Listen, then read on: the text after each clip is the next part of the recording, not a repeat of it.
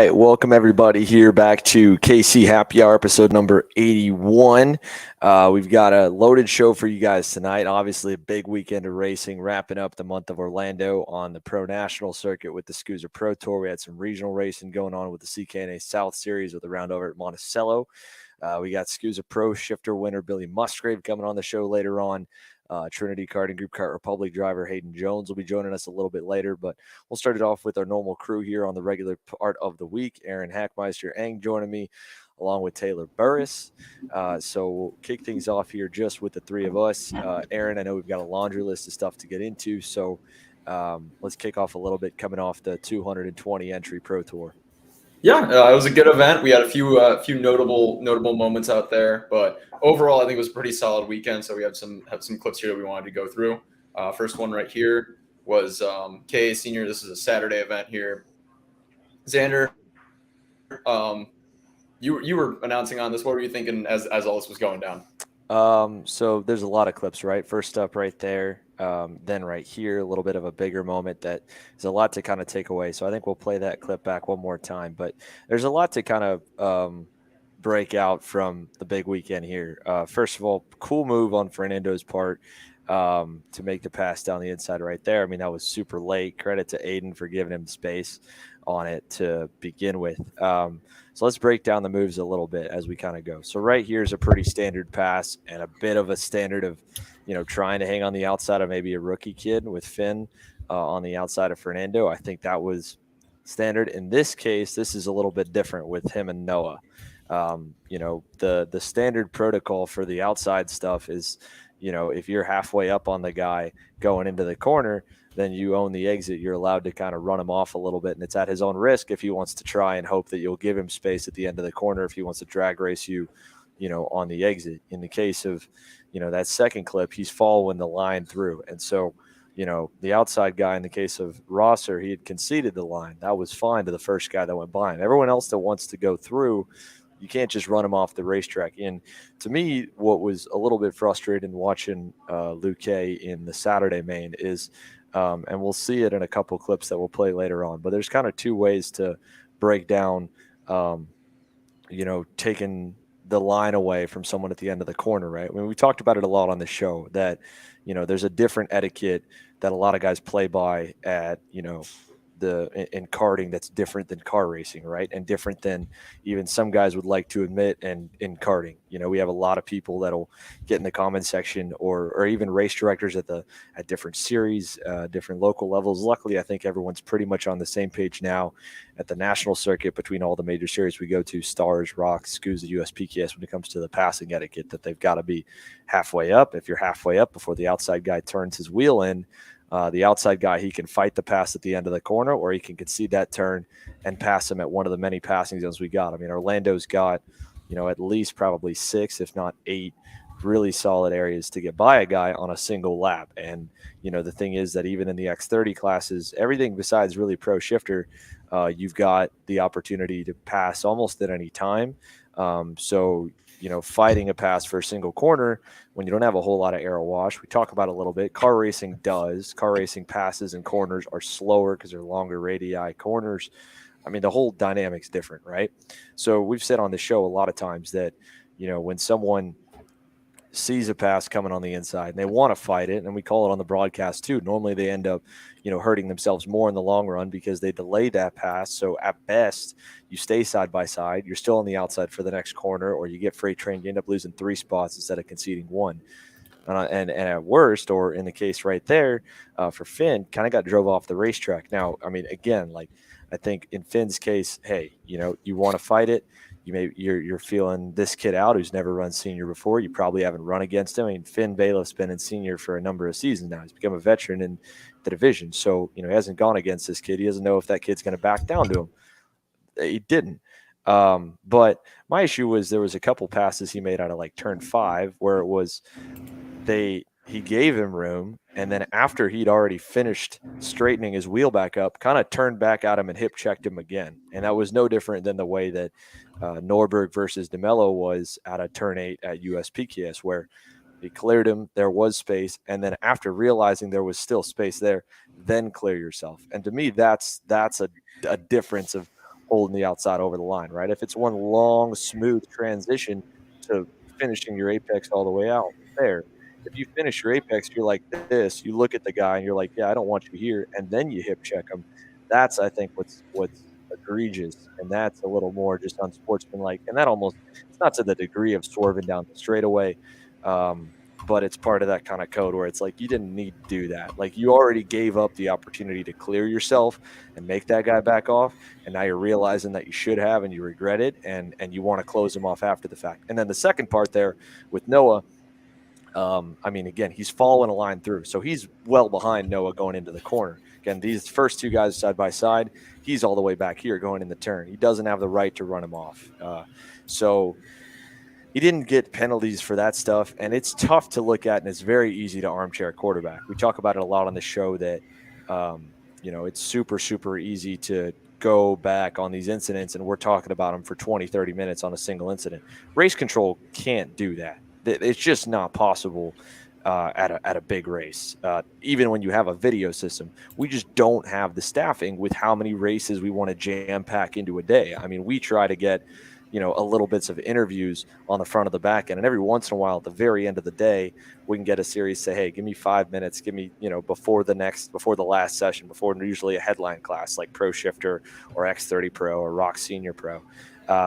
But beyond that, I mean, if you take an extra 5 minutes after a race even to review one incident or multiple incidents, you're robbing the next race of 5 minutes. So now you're 5 minutes behind to start the next race. You add another 5 minutes extra than what that 10-minute race length is, and now all of a sudden you're at a 10-minute delay, and it compounds all the way through. And with the exception of like a KA Master race, it's only at 8 entries, and every other class is well into the double digits. There's going to be incidents in almost every single division. I think Pro Shifter is one of the ones where there's enough respect between the guys, the field's spread out enough. They don't really have that often, so you can kind of burn into their time, but there's not time to go through it. So I don't fault race control for not doing that, especially because you have to really closely examine to see what was the difference between what he did to Bailiff and what he did to Rosser. And what he did to Bailiff, again, was aggressive, but by definition, that's all good. Bailiff played that risk. It didn't work out for him. Rosser's case, there's nothing that guy can do. He's already backing up to the car in the front of the line, and the rest of the line wants to come through. The rest of the line didn't have the right to kind of run him off a little bit, and he did. And like I said, that was only two of the incidences. With Luque earlier on in the race, coming out of turn 5, you can watch on the highlights or on the broadcast, and you can see like he'll get alongside a guy coming out of the corner. He realizes he's going to be on the outside for the next turn, wants to get that position cleared, gave up the opportunity to slowly clear himself, and he just hip checks them into the wall and they back out.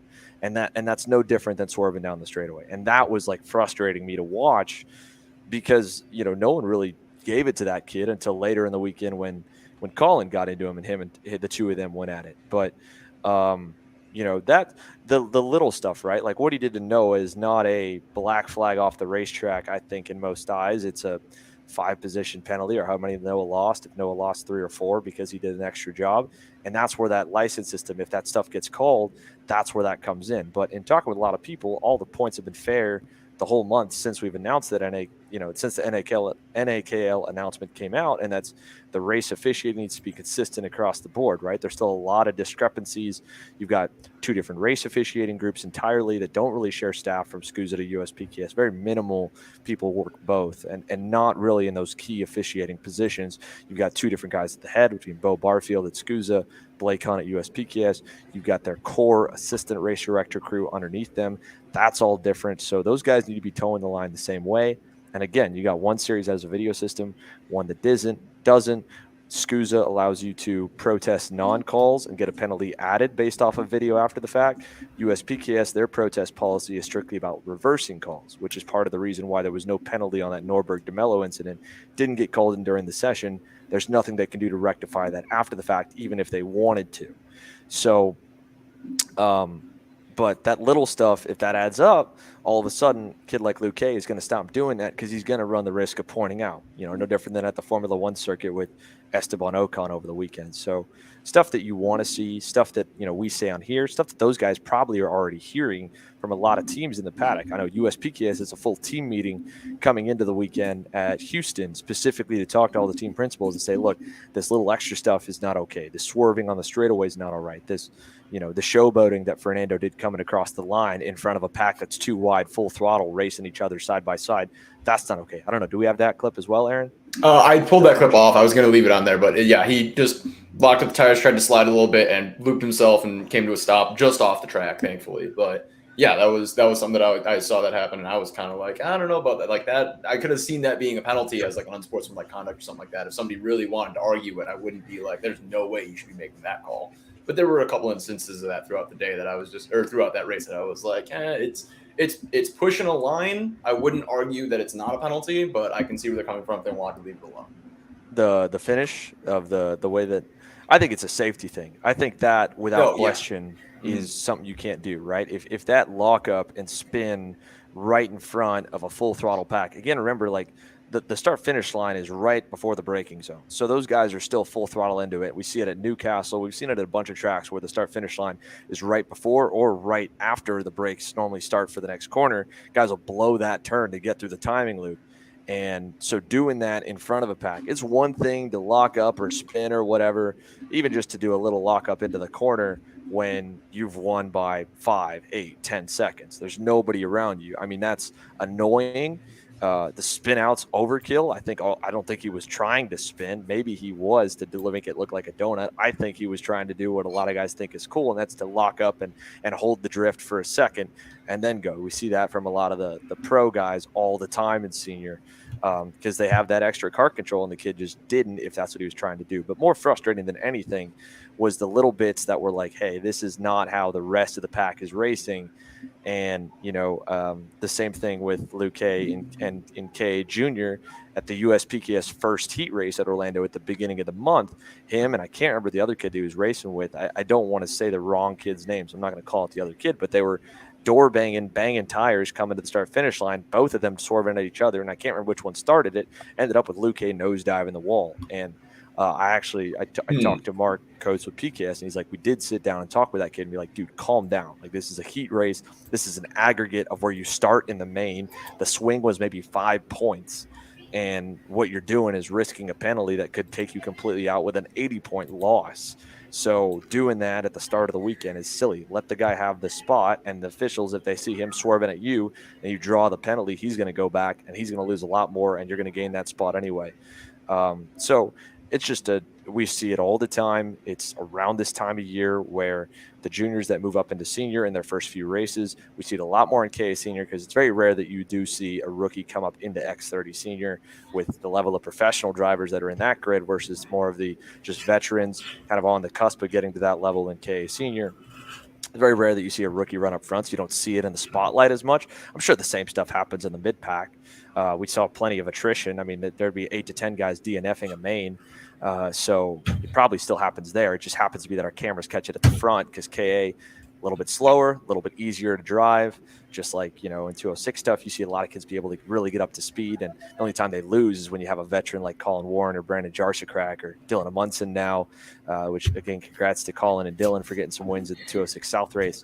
Those guys just are smarter. They'll pack race and get away from a lot of that drama. But, K's was tougher to break away. Credit to Aiden for getting away. We just see that a lot more of 1 or 2 coming up, trying to get their elbows out, maybe driving in the way junior racing is, which we hear that from the senior guys all the time, that you can win a junior race by kind of bullying other drivers and being a little bit rougher, and they back out, and the senior guys won't, especially to a new kid on the block. So most of the time they get reined in at some point.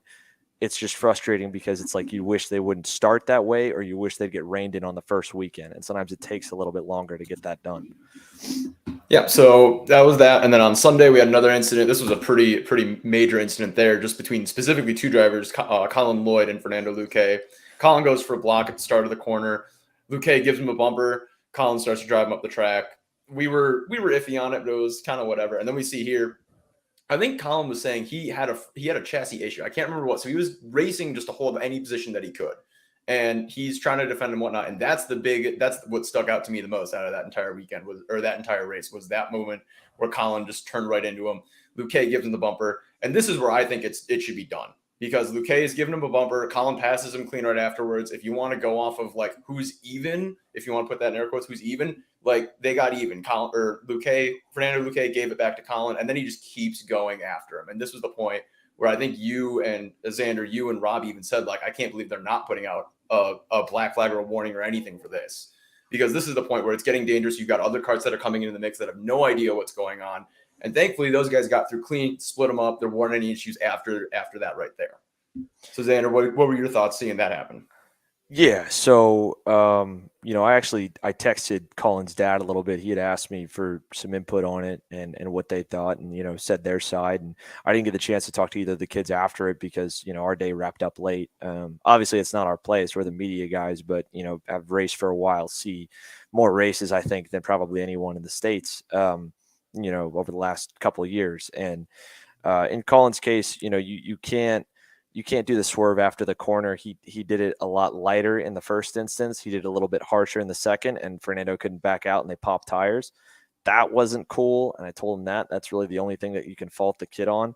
I get that he's frustrated he got moved, but you got to understand that you're defending for 8th, 9th, 10th midway through the race, and I get you're holding on for dear life because the chassis cracked, but that's again just a difference of respect, right? Like you want to fight for every inch. All these guys are spending a lot of money or getting money spent on them to be sponsored where, they feel like they've got to do everything possible to get the result. And when you don't have that fear of respect or the fear of race control to keep you from wanting to do anything, you'll get desperate and you'll do anything. And, desperation heaves means blocking. I mean, Jeremy Fletcher blocked on a flat tire for the whole main event as long as he could, I think, until he got wrecked at one of the GoPro races. I think it was USPKS GoPro and K because he was trying to fight for a championship.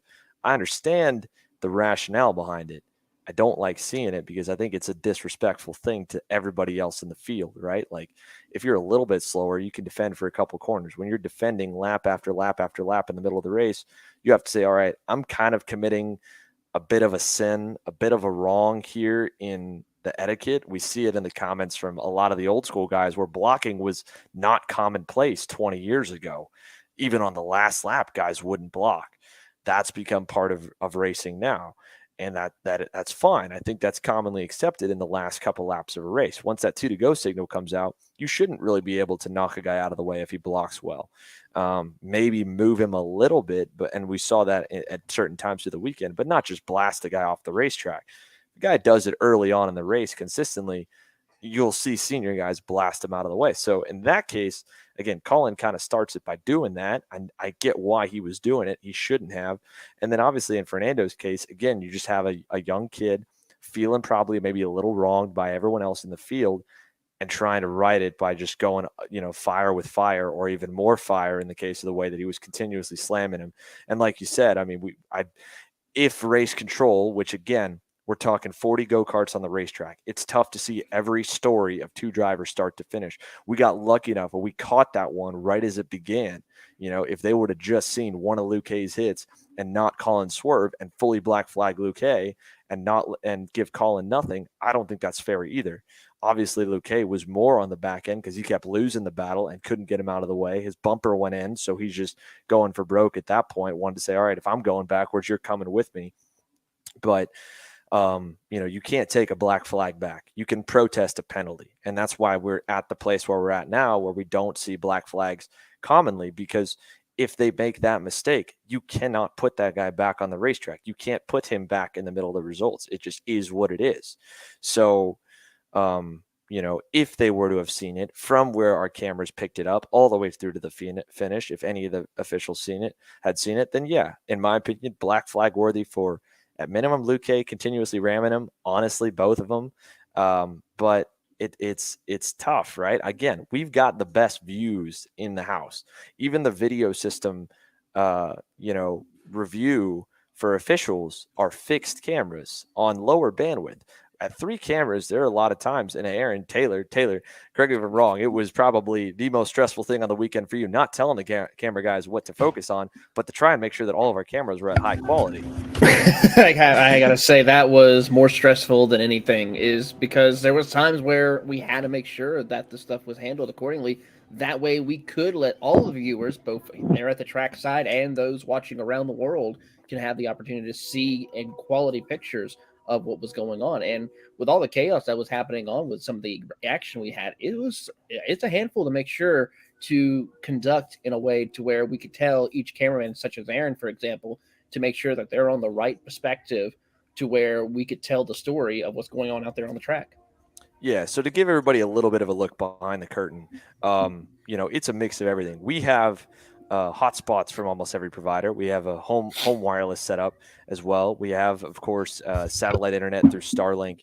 We use whatever we can to get the highest speed. We have a really, really nice multi-$1,000 desktop. We have a really, really nice multi-$1,000 setup and system. The system is the same type of technology that the video camera systems use. That system at any point can get overloaded at some point and have a bottleneck, and we may be able to connect to a camera, but we might not get audio. We may be able to connect to a camera, but not have a strong enough signal or strong enough signal speed for it not to be choppy and to run it down at a 360p lower standard definition shot.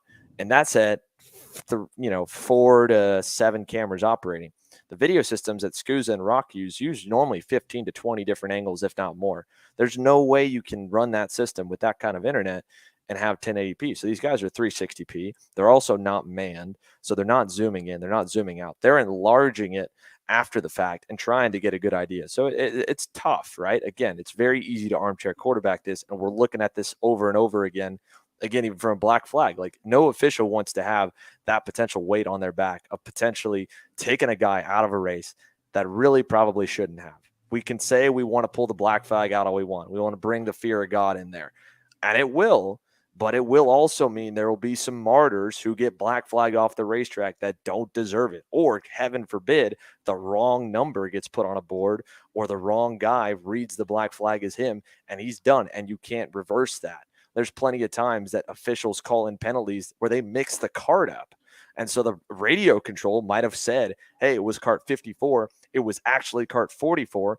And at least 54, in the way that we do things, has the opportunity to go and protest with his video, with the Kart Chaser footage, or with the video system the series already has, and get that penalty taken off. You black flag him, that stuff goes out the window. So is it a black flaggable offense? That level, going multiple laps, seeing those guys, IDing them? Yes. In execution, that's very, very hard. This is, again, where that point system comes in. If you have a penalty for every single time those guys are wronging each other and they rack up 3 to 5 points in a single session, I mean, that's big, and that stuff will go away. So that I think is why I've been a big proponent of this system that Tim's putting together, and I'm happy that SKUSA and USPKS are doing it. Again, there's a bunch of different reasons why some series are in, some are out. It still hasn't happened yet. It hasn't been executed. I'm not saying it's perfect, but in my eyes, I don't think we have a better solution as of this second, because, at least those minor instances, the stuff that even would be a heavy-handed 20-position penalty after the fact, it can be reviewed, protested, made sure it's right, and then the points go in. You still have human discretion on the series side. You don't have it on the license side. The series will not know the license point number of the driver, at that point when they make that call, just like they make calls where they don't know who the driver is. They purposely say the kart number, not the driver, not the team, not whatever, when they're making those calls on the radio channels, if you listen. And of course, none of them try to learn the championship point standings or where those guys are even at position-wise on the racetrack. They try to isolate the incident and just call it by the incident. So that way, hopefully in the future, if someone's about to point out, they don't get a call one way or another to push them. But it's a bad deal. Again, Colin started it. He instigated it by blocking early and then getting frustrated and swerving at him because he got moved. He blocked, he got moved. Should have been done there. He didn't move him all the way. Fernando might have got frustrated, but if he doesn't swerve and Fernando's punting him after the fact, all on Luke Hay. Luke Hay deserves penalties. Colin doesn't. Colin swerves at him. I think that's, both two wrongs don't make a right. They both would deserve some penalties on the field, as it would. Yeah, that's a good way to recap that and finish that off, because it was eventful. I think we were all a little bit in shock as we were seeing it. So we'll go on to the X30 stuff. We had a couple moments in X30 that we got with our cameras. This is one of the big moments. I believe this ended up being how Ryan Norberg ended up DNFing the races. I want to say that this contact right here bent the sprocket carrier, if I remember correctly, and then that did that. But Xander, what do you think of that, seeing that from that angle now that we didn't have on the broadcast at that point? Comments said that one perfectly. Look, Ryan is live by the die by the outside. He tried it. Harley's first race. He's a younger kid. He's very experienced. The kid's already had a year in senior. He's running KZ2 over in Europe as a factory supported guy. Very, very talented, very established driver. First time over here. You're going to test the metal, see if he's going to push you off or not. He did. It was a late move. You could see that Ryan was nosing head through the corner, so it's a little borderline. But live by the sword, die by the sword. He put DeMello off. He's put guys off before. He put Garrison off in the first corner at Homestead February SKUSA. So it sucks, but hey, Keeble did exactly like, the way it's supposed to be if you want to hold that position. And he was forcing him out the whole way through. Ryan was crowding him down. You could see they were banging tires, and Keeble was at the inside curb at the center apex. So Ryan was trying to keep his spot, and that's just first position jostling. Does Ryan look back at that and maybe get frustrated that Keeble knocked him off? I'm sure. But if he's in Keeble's position, if he's really honest with himself about, if roles were reversed and he went to dive bomb him and Keeble tried to crowd him down, he probably would have done the same thing. And again, he did the same thing to DeMello weeks ago, most recently. We don't have a clip of him doing it here because he wasn't around that much traffic where he had that kind of issue getting by. He normally does it. He's used to guys pulling out of the way when they see the number 1 purple and pink plate come by the inside. So I think that was the right level of aggression that was just over the line, but it was a message sent like from Keeble to Ryan that you're not going to push me around. And Ryan was testing it and he got burned, and it did bent the sprocket carrier. It did take him out of the race. Lesson learned. I don't think he's going to try and hold the outside on Keeble moving forward. And sometimes you have to do that. And, as a coach to kids, right, there's the wrong way where it's like you feel the kid's getting bullied, you tell them to go full throttle the guy. That's not right. But there have been times when I've been race directing club races and the little kids and mini, the young kids, 8, 9-year-olds, back out of every pass because the 12-year-olds keep just chopping their nose off. And I almost had to do chopping penalties for a little bit. And that's not a real penalty. It's not should ever be called. If I'm the coach of the little kid, I should say, keep your foot in it. And if you got to wreck him one time because he keeps chopping, you got to wreck him because you got to earn your respect. So that was a respect earning moment right there that we captured. It looks ugly, but breaking it down of what it really wasn't as ugly as anything else. It had consequences for Ryan that probably were worse than had he done it at another corner. Lesson learned, I think. I think there's also a distinction there, as this is X30. This is one of the pro categories. We're going to look at this differently than if it was in K. This was the only time that we saw Harley really run somebody off the track that we caught, at least. But it wasn't a repeated issue. It was in a pro category. They're sending messages, but they all understand that that's racing at this point. They all understand how to go about this in a proper manner. And so I think there was a difference there. And finally, just to wrap up before we head to commercial, one more incident. This one lit up on social media pretty badly. You can see here there's a Burrell right there. It just comes from way outside. Took out Joe Turney. This was the race-ending incident not the race-ending incident, but this took him out of contention of anything in the final on Sunday. Yeah, so he stalled coming out of turn 4 on the opening lap, refired the motor, fell back.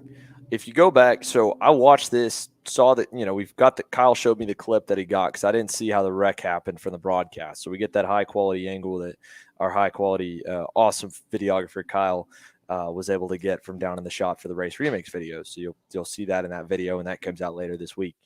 Jeremy comes in, late dive bomb, just drills him right rear, cleans him out. Before that, and I didn't notice it till I read some of the comments there from Jeremy's grandpa in the comment section because I didn't get to talk to either him or Turney about it really much during the day, is in the corner before in turn 7, right before the back straightaway in the left, the whole field stacked up.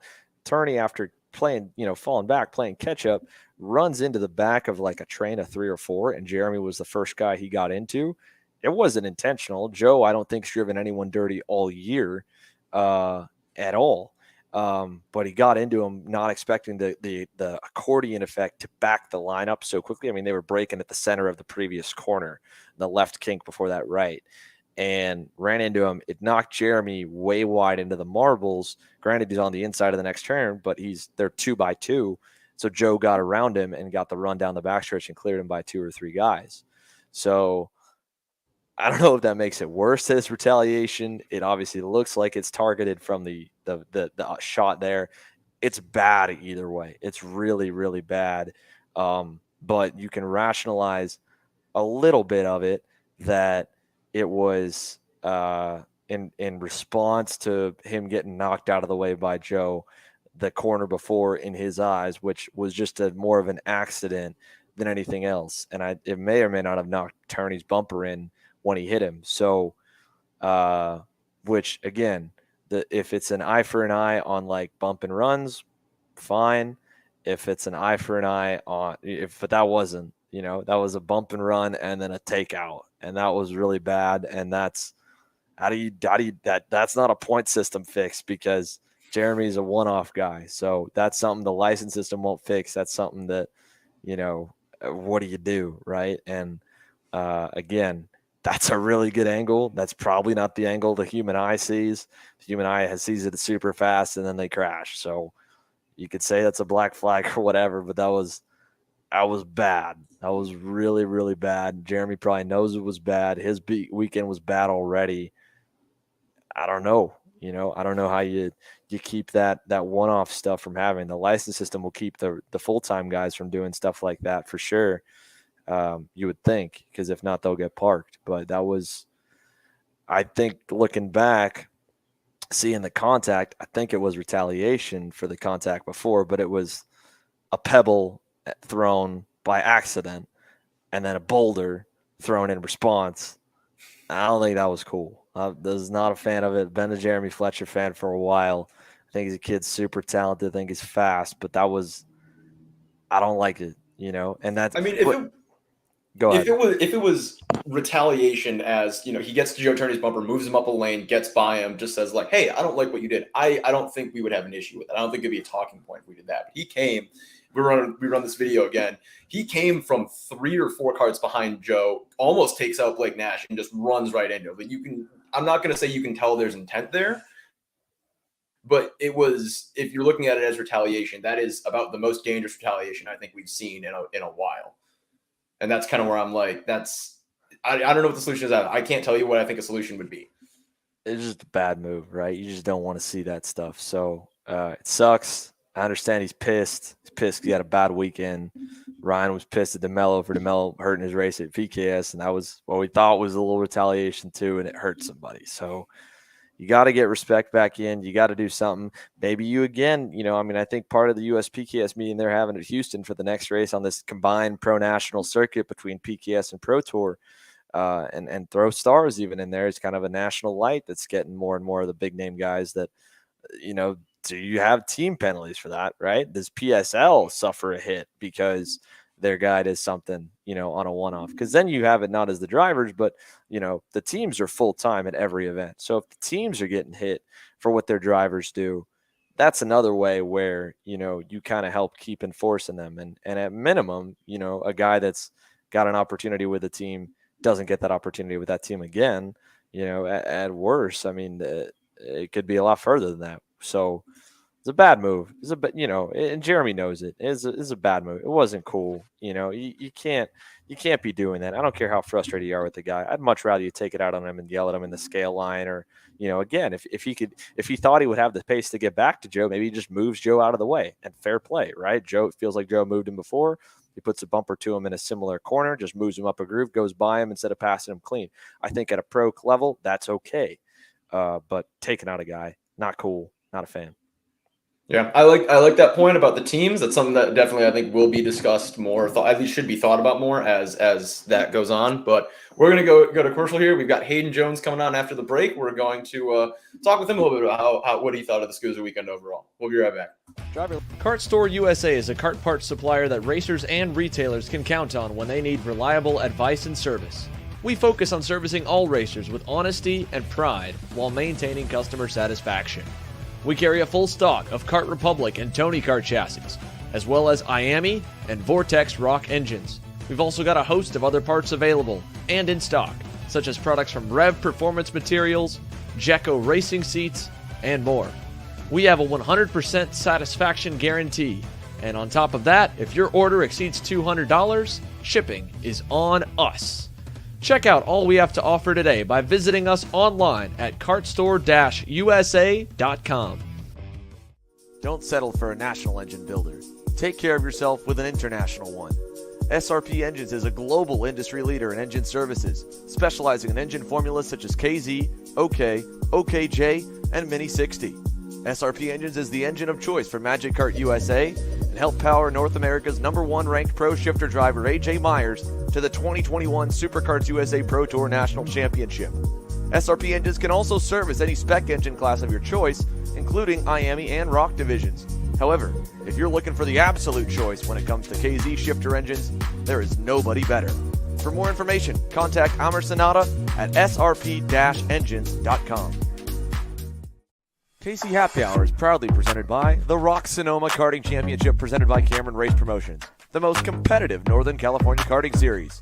Featuring a 2-day format with practice on Saturday and racing on Sunday, multiple track configurations, and a massive prize structure including tickets to Rock Vegas, race car test opportunities, and race rewards. Rock Sonoma is the training ground of multiple national karting champions each year and race car champions as well. Featuring a full Rock Cup USA class structure with each race weekend streamed live via YouTube, it's a series you cannot miss. For more info, check us out online at zanzarukarting.com.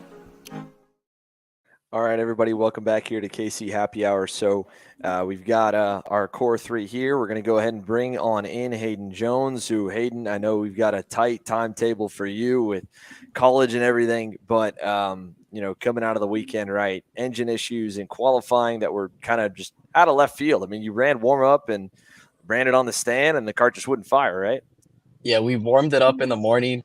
I went out for warm-up, then warmed it up for qualifying, got on grid. I go to press the button, nothing happens. And then we tried 2 external starters and neither of them started. So I was definitely out of panic right there for a moment. And then just disappointment once I knew that I wouldn't be able to make it on track. So I know the guys got a couple questions for you. I'll save some of mine here for the end. Aaron, I think you've got a couple to lead things off. What you got for Mr. TKG KR guy this year? Yeah, well, let's talk about moving over to TKG, Trinity Karting Group, moving on to a KR from the Rawlson Performance Group OTK equipment. You came in and you really didn't seem to lose your pace or anything. You're in school, and so you're missing a lot of the testing as well. Did you have any thoughts onto what TKG did or what any team could do to really help you integrate into that program and get rolling really well right away? What did you think that they did strongly in there? Yeah, everyone on the team is super nice. Sean, Gavin, Finn. I've talked to them before, so I've kind of known them.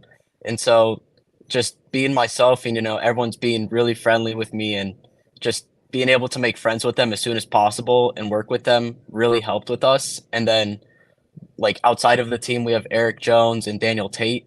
They've been amazing too with kart setup. And then Arias came over for USPKS. Joe was here with his mechanic for SKUSA. So it's just everyone worked together really well, just like we did an RPG. So I think we just clicked and we were fast. And speaking towards you as the driver that's out there, what could a young driver that's maybe listening to this do to put themselves in a good position when they're moving to a new environment, whether it's like I said, new equipment for a KR or a new team overall? What does a young driver want to focus on moving into a new program? I think just being yourself. If you're fast, you're going to be fast either way. So if you just do what you do best and, put the kart at the front, you're friendly with everyone, talk very well with them, you'll be fast no matter what. Taylor, what you got for Hayden? Well, Hayden, one of the things, of course, we got to talk a little bit about is, of course, like you said, you're in school right now. So how are you able to balance that school and basically racing life that you have going on for you right now? It's pretty difficult. I've been catching up on schoolwork for the past couple days while catching up on my sleep because we drove home overnight on Sunday and I had to be back at school on Monday morning at 10 for my class. I missed my first class, so it was my second one that we got to. And, it's pretty difficult because I miss all the test weekends. Lucky enough, my spring break was over the USPKS race, so we were able to come down the weekend before and test and get more time on the KR. So everything worked out perfectly. We showed up Friday for SKUSA because we knew I was going to be fast because I showed pace at USPKS. And then it took me the first session to get used to it. And by that time, I was I looked at Joe's data, looked at my data, looked at Caleb's data, and I figured out what I needed to fix, and I fixed it pretty fast. Yeah, go ahead, Taylor. I was going to say he certainly did. He had a couple of great performances this past weekend with, of course, SKUSA. But of course, one of the points that we've been seeing this year alone, Hayden, is that international flair. A lot of drivers coming from overseas, coming over here to race in the United States. How is this going to be able to elevate the standards of not only you, but your team, as well as also the series itself?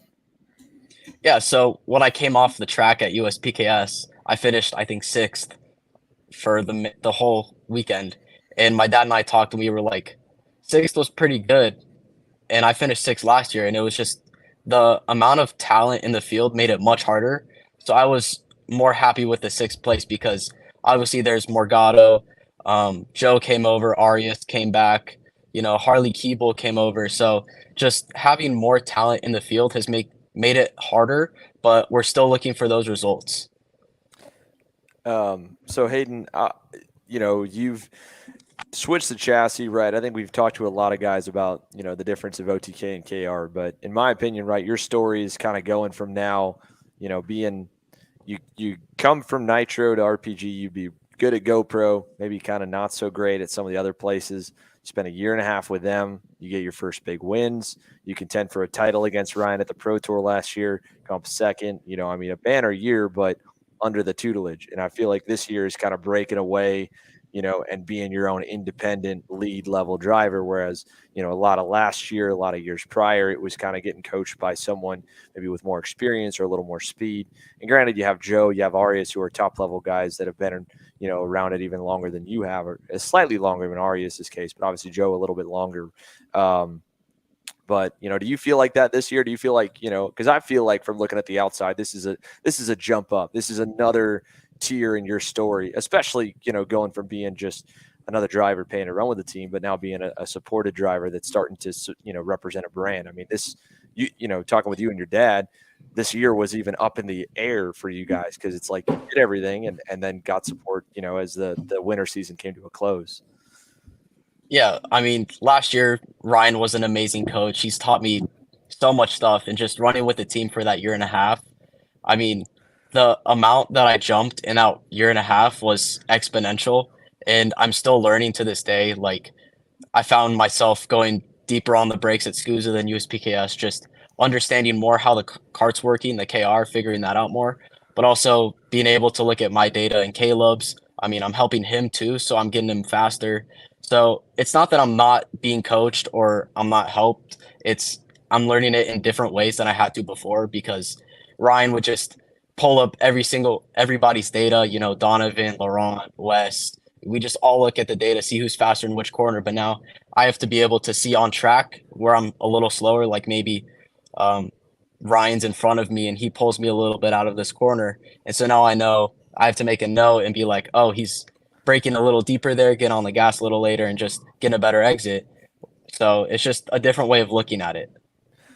And have you had it where, like, on any of those practice sessions, I mean, you go out at the club race at GoPro, for example, your home racetrack, you can go, you don't need to follow anybody. You know your way around that track. You know what it's going to do.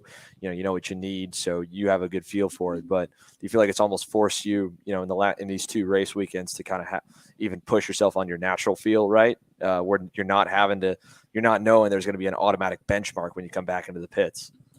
Yeah, for sure. I mean, I still remember last year, like going on the track walk around Orlando with Ryan. So going back and remembering that stuff really helped me and had me a good baseline. But then just figuring out on my own, like what I need to do different, because last year we didn't use the curb in turn 8 or whatever before the long straight, but we did this year. So it was just figuring it out every session, getting faster. And, we figured it out. So something worked. And it's different now, right? You're becoming a veteran in the class. You've been around the sport for a while. This is around the time when guys transition. I mean, this is around that, age for you when Ryan really started to take this seriously and start looking, at stuff of the sport beyond just showing up to try and go for wins, right? Be a bit of a influencer at the local level when you're able to come home, be a shareholder, a stakeholder almost, in in the sport, right? So do you feel that? Do you feel like you're becoming one of those mainstay veterans in the class where you're almost coaching other guys outside of your team of what to do? You know, do you look at the sport a little bit differently now? Are you feeling like you're getting pressured to do that? Is that something you want to do? You know, stuff like that. Because we've seen Ryan, right? He comes on this show and we're able to talk stuff beyond just his driving, right? Is that a transition also that you feel like it's kind of coming onto you now? You look at it different? For sure. So Trinity has given me a KA cart to run all the GoPro club races. So we're trying to win that championship, get more people under the tent. You know, there's, I think it's Trinity Southeast. So we're trying to build that team. I mean, Paulie's doing the same thing at GoPro. So just building on that and figuring out what's next, how I can integrate myself more at the club races is what I'm looking for. Well, we'll let you get back to homework here. I know we got a short interview for you here tonight. We'll talk to you a little bit more and keep working with you. But it's good to have you back here this year. It's exciting to have, you know, again, a new home for you. And I'm sure it's fun for you to still be competitive right out of the gate at your second, you know, ever race. So for a lot of guys, last kind of question, you know, it's a whole new environment. Obviously, you said you've known these guys before. You've gelled with them. They're helping you locally. You've got some time on the go-kart. Out of 1 to 10 or 0 to 100%, like where's your comfort level on the package and everything like that?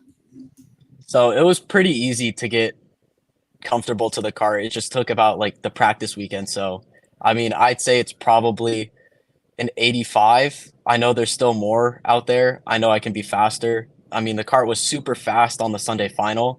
I just didn't have the track position going into it because I started 11th. So I know there's more out there, and we're just pushing as much as we can. Well, we appreciate the time, buddy. I'll let you get back so you don't fail any classes. We need you to be able to stay in school so your dad keeps helping taking you to the racetrack. We can have you around. Yeah. We appreciate the time, though, man. Thank you. All right. With that, guys, we've got from one star to another. And for his first ever happy hour appearance, making probably only a couple hours after getting home from driving all the way across the country back from Orlando, Florida to California and working on everything under the sun 7 days a week is Billy Musgrave. So he'll be with us after the break to talk, of course, Factory Karts, his career, the whole big win on Sunday that will probably make that drive just a little bit easier, but it probably still sucked. So we'll hear it from him after this. Ready to go racing along the Gulf Coast? Karting the Coast is a family-oriented regional series that covers Mississippi and Louisiana. Its 2023 schedule consists of 10 races spread amongst Finish Line Performance Karting in Biloxi, Mississippi, and NOLA Motorsports Park in New Orleans. To find out more, visit coastalkarting.com. From 4-stroke to 100cc to 125cc and beyond, Technokart USA has a winning option for you. Based out of Des Plaines, Illinois, Technokart USA offers both chassis designed to win in all divisions of North American karting and a top-level race support program at the U.S. Pro Kart Series, Route 66 Sprint Series, select Cup Karts North America races, and both the Rock Vegas and SKUSA SuperNationals. Podiums, wins, and championships are waiting for you whenever you're ready to get on a Technokart. For more information, follow us on Facebook at facebook.com/TechnokartUSA. All right, everybody, welcome back here to KC Happy Hour. Myself, Xander Clements, along with me, Taylor Burris, Aaron Hackmeister Ang. Let's go ahead and bring the Afro Man in, Billy Musgrave. Billy, once again, congrats on the big win. Like you said, I'm sure it was just as much relief as it was excitement after all the hard work paying off after 3 years. So you're home. Have you gotten a second to relax at all? I can't imagine you have. I actually just sat down on the couch. We got home at 5 o'clock this morning, straight to the shop, unloaded, did a bunch of work, and then came home a little early. And I literally just got out of the shower, sat down, and here I am. Yeah, we don't make it easy for you West Coast guys, man. We're up late enough already to watch West Coast Supercross and Cup races. So, man, let's wind it back a little bit. I guess before the win.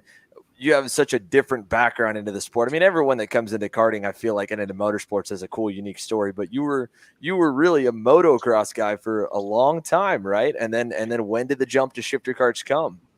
Yeah, exactly. So my dad has a long history in motocross. So naturally, I grew up, since I was 4 years old, on motorcycles, racing since I was, I think, as early as I can remember, 4 or 5 on little Pee Wee bikes, and then grew up racing motocross.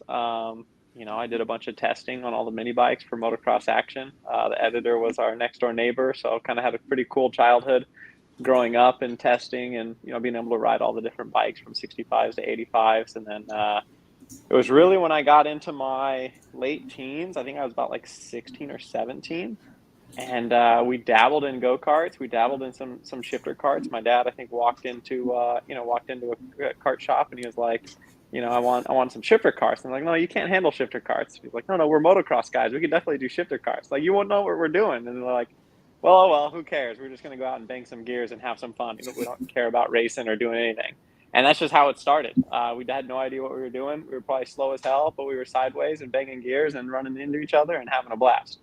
So we did that for a couple of years, still just mainly focusing on the motocross stuff. And then when I was about 20 years old in 2012, I broke my femur, and that put me off the bike for a while. But luckily it was my throttle foot, so I didn't have to push too hard. So about 4 weeks after I broke my femur, I was back in a kart testing. And 5 weeks later, I did my first race, gently, but just, I was tired of sitting still. And yeah, just kind of focused like the next 6 months on just karts. We got some new Tony karts. They were pretty quick back then. And we just decided to just kind of show up at Supernats, basically out of the back of our trailer, didn't even pre-enter, just showed up and was like, oh, hey, can we race S1? And they're like, no, you can't do that, but you could race S2. So, okay, cool, we'll race that. And we ended up winning the race. And then it was on the way home from that event when like our phone started blowing up, because we'd kind of been dabbling and like building some of the Honda shifter engines back there, and doing some support out at the track and just helping people out and trying to get like a little shifter program growing out here on the West Coast. And yeah, on the way home from the race, it was just like the phone was going crazy. And so me and my dad kind of looked at each other and we're like, well, why don't we try this? Why don't we try, doing this for a living? And so that was right at that stage where I was, like about 20 years old. I had just been going to college for a couple of years. I still went to college for about a year after that, until things kind of ramped up. And I was just like, well, this is what I like to do. This is what, my passion is. I like to wake up in the morning and work on go-karts or go to the track or test and develop and do all that kind of stuff. So, man, fast forward 10 years and here we are, building our own go-karts, which nobody said was possible and couldn't be done outside of Italy. So it's a pretty cool story. Yeah, it's funny. I had figured, right, because we have a decent small group, but there's a lot of moto guys that switch over to karts, and it's usually after an injury, and it's usually after mom gets involved and said, okay, Yep. I don't want you doing this anymore. Was there any bit of that from your parents when you broke your femur as well? Like, okay, maybe we don't need to keep doing the bike stuff at all? Honestly, not really, because I mean, you're so used to it. It's hard to explain when you're like just so into motocross. Like your friends are getting hurt every week. Like you go riding with your buddies out of 10 of you, and one or two of you is usually in the hospital or laid up for a week or two recovering after the weekend. So you just kind of get used to just the nonstop like injuries going around. It's like, oh, this week Eddie broke his shoulder, and next week Bobby broke his knee. And when you're used to it, it's weird. And then it wasn't until we kind of took a step back from that, and it's like, we started with the shifter karts, and at that point we were about 3-4 years into it. And we were like, man, we can do this other thing that, we're still grabbing gears, and it's very similar to motocross in the way you attack the corners, and very aggressive on the passing and the way you attack the track. So the intensity level was really high. It was like, on the motorcycle, if you try to ride at 100%, you're probably going to hit the ground. So usually you ride around 90-95% and try to be, not on the ground. So it was that transition period where we started realizing, hey, on these karts, you can go at it 100%, 110%, and you miss the corner by like 3 feet, and you're not in the hospital. You know what I mean? If you put the car through a wall at 80 mile an hour, well, you just kind of hop up out of the go-kart and, you spend a couple $100 replacing parts on the kart.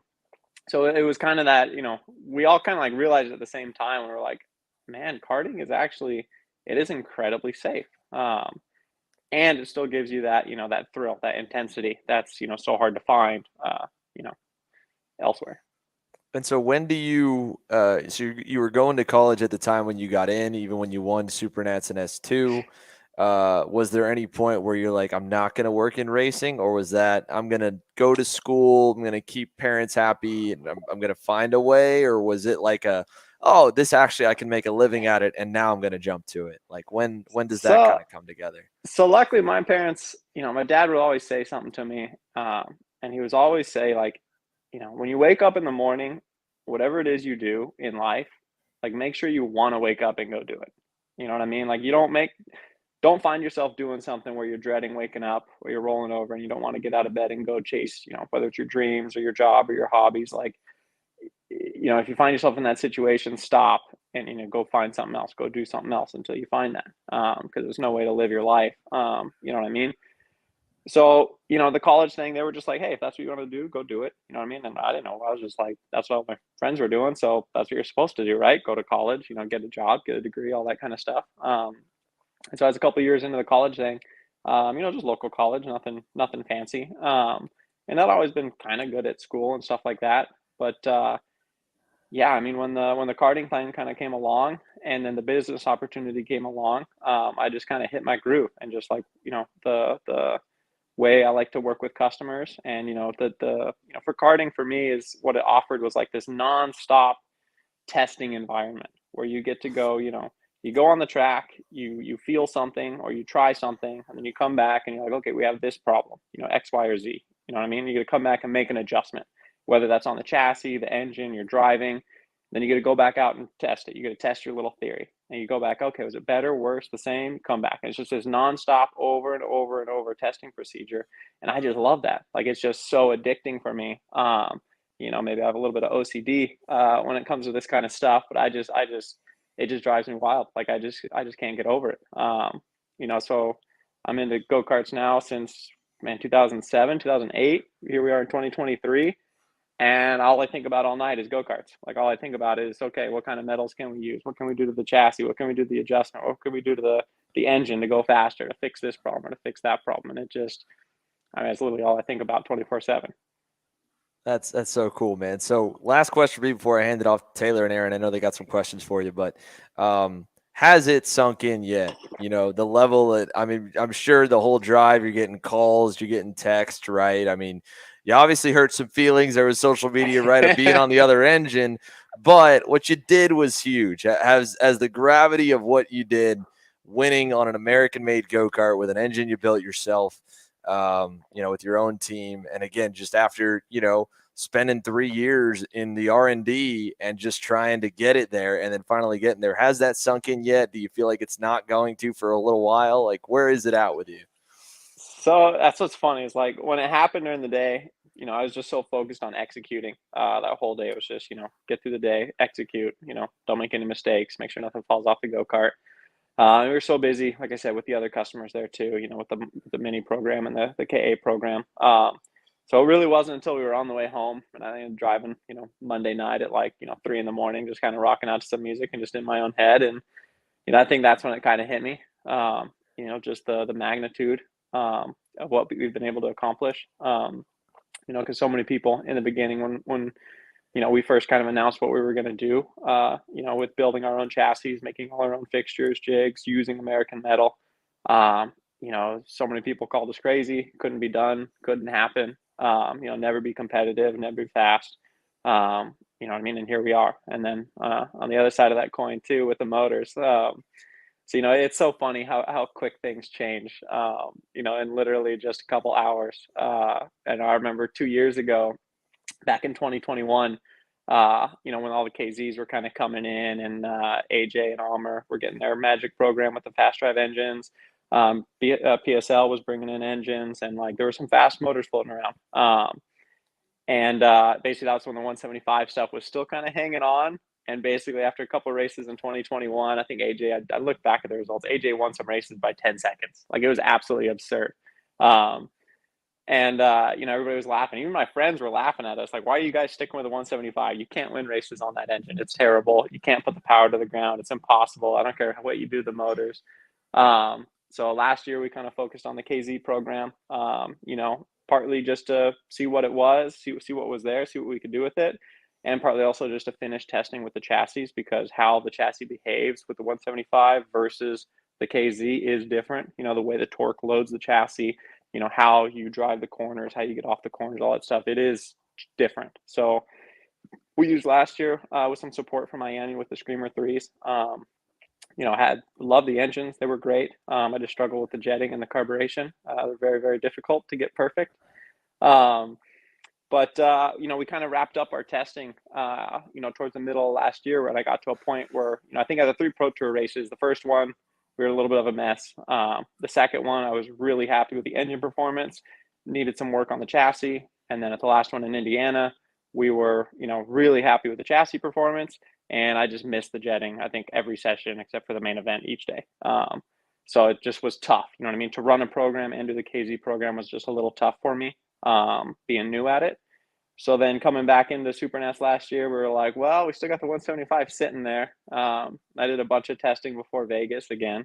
And it was like every track, no matter what we did, it was like plus or minus a tenth. You know what I mean? Depending on the grip level, the tires, it was like I could go, you know, 49.9 in that and a 49.8 in this, or vice versa. And it just over and over and over. So at the end of the day, it was just like I felt like I was more comfortable in the 175 because I had so much more time in it. You know what I mean? And if I could get to a track that suited that kind of power, and that suited, we got a little lucky with the way the gearing was. I feel like we could make it work, you know, really, really well. And then we roll into Orlando this year, and looking at the track on the map, looking at all the Kart Chaser coverage all the weeks before, you know, I knew it was going to be different than like our typical New Orleans and Utahs and Indianas, but I didn't realize how different it was going to be. So we get there, we get to practice on Wednesday, and I was coming off the track, like still confused where the heck I was going. But it just happened to work out that all the turns were like really, you know, sharp kind of point and shoot style of racing, which really favors my style and just happened to really favor us with the 175. I agree. I mean, I think that's the one thing you could see it, especially from where we were, you know, with the shots. A lot of them were overhead. We were up a story up, and you could see the difference in line. The KZ guys, we talked about it a little bit with tire degradation too, because that was a big part of the weekend running as long as it was. That you know, they're having to arc the corners a little bit because that motor doesn't have as much bottom and torque off the bottom, but it has more mid and top. That, you know, you were narrower than they were and still getting to launch as good or better they were out of the hairpins. So, you know, again, I thought it was perfect storm. You were hitting everything on all cylinders, and it was a track that was bottom end heavy. You know, I mean, that hairpin is the tightest hairpin besides maybe Adams might have that hairpin like right around the same level. But I mean, that's a tight hairpin. So, no, the one at Orlando is tighter. Really? Like I promise it's tighter. Like, you know, just so, because I know the difference in the gearing, you know, it was on a 175, the difference between what I run at Adams and what I run at Orlando was 2 teeth on the rear sprocket, which is huge. In a shifter kart, that's huge. Dag kart, that's like nothing. Shifter kart, that's like 2 teeth is like the difference between Newcastle and Orlando. It was crazy. So I was just barely able to run second gear through that hairpin. And that was like the key. That was the whole key. And like I said, it just played into our hands perfectly. I know everybody online's all, you know, engine this, engine that. And it's just like, for me, I kind of knew it was a perfect storm. But, you know, hey, I'll take it. You know what I'm saying? It worked out in our favor this time. You know, I know everybody's complaining and wanted to change the rules. We'll see how Utah goes. That's going to be a much, much different track that's going to play into their strengths for sure. But yeah, for Orlando, you know, I think it hurt the KZs too. You know what I mean? Like if I just touch on the power subject, I mean, so when Danny was rolling on Saturday in that main event, those first 5 laps, even in the heat race, when his tires were good and he had that thing set up, dude, he was like, he was on a rail. Like when he took off those first 5 laps in the main, I was like, man, he is going to be gone. And if his kart wouldn't have started sliding around, like we would have all been screwed. Like we were coming off the corners and he had every bit as much power as I did until he started sliding. And then we were talking about this after the race, and like, you know, the KZs are super sensitive. So, you know, you miss the jetting by just a little bit, or, you know, you have the jetting perfect for when there's grip and for when the tire was good and the car was loaded, had enough fuel to hit the throttle, thing pulled off the corner nice and easy. And then as the tires started burning, because they were having to go to first gear in a bunch of corners with the KZs, so the tires started burning off. And then when the car starts sliding, now you have a little bit too much fuel in the circuitry. Then it was starting to pop in between shifts because a little bit too much fuel going through the cylinder. So it's just like this. There's a whole dynamic, you know, with those carburetors and those engines, and like with the shifter carts, it's a lot more, than meets the eye. You know what I'm saying? Like there's so much. I mean, it might only sound like, oh, you missed it by its size or two on the jetting, but it's like, that little bit of popping, you shift in 37 times a lap, that adds up quick. Yeah. You're only talking a couple hundreds here, a couple hundreds there, but it adds up. It makes sense. It absolutely makes sense. Aaron, Taylor, I know you guys got some questions. Taylor, why don't you tee it off here for some other stuff we got for old Billy while we got him? Yeah, we can definitely get started on that. Well, first and foremost, Billy, is talk a little bit about what goes into building these factory carts. What was the idea, the premise, in order to be able to create this amazing chassis that is now a race winner, of course, in the Pro Tour with SKUSA, especially from this past weekend. But walk us through the development of getting a chassis to the level of competition that we see today.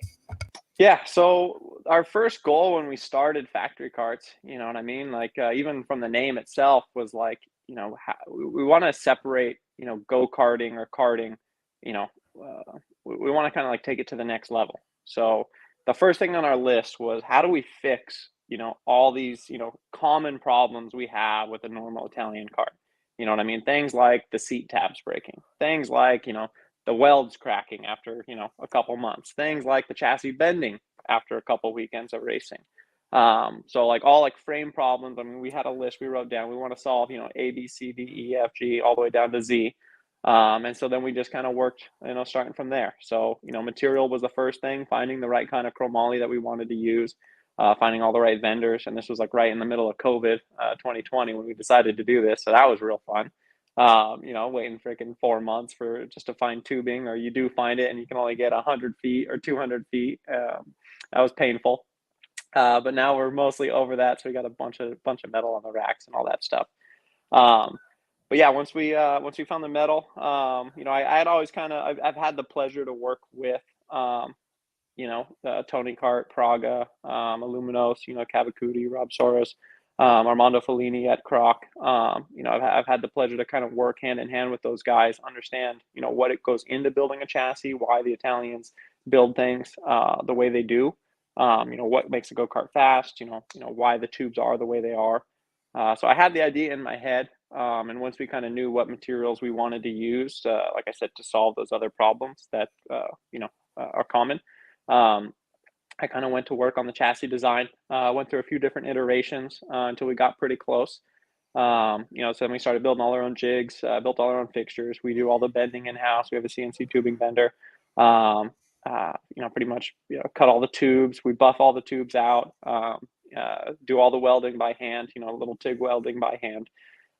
We check all the frames as soon as they come off the fixture, have them powder coated. We do the clear coat because everybody thinks that's pretty cool. So they can see the, see the metal, see the welds, see all the little heat spots.